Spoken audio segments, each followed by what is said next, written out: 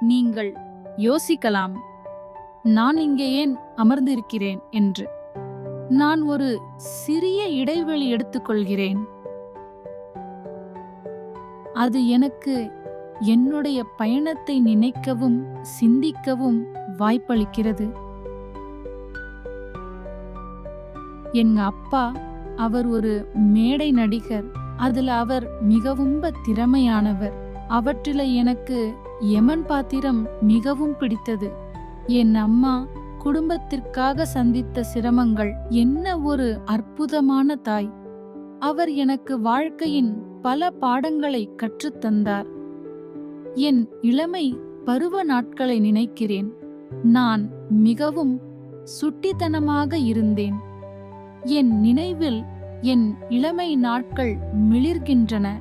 முதுநிலை பட்டம் பெற்ற அந்த நினைவு கூறும் நாள் வரை பல செயல்களில் ஈடுபட்டேன். மாடலிங் கூட முயற்சி செய்தேன்.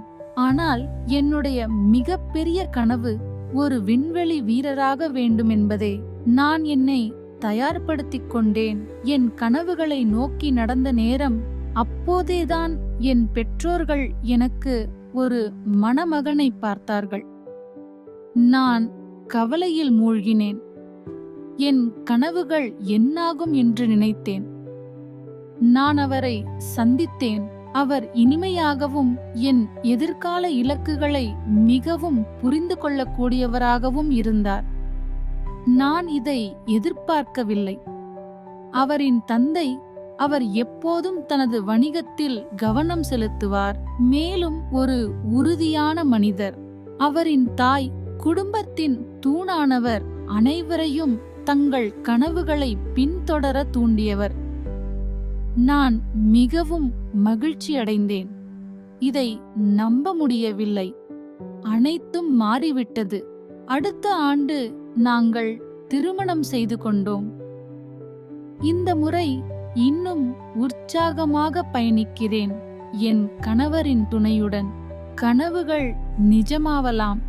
கவனம் செலுத்தி உறுதியாக அதை நோக்கி நடைபோடுங்கள்.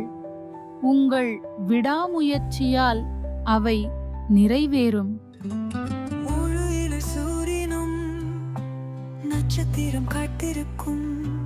நீ நடந்தால் தெரியும் அறிவானம்.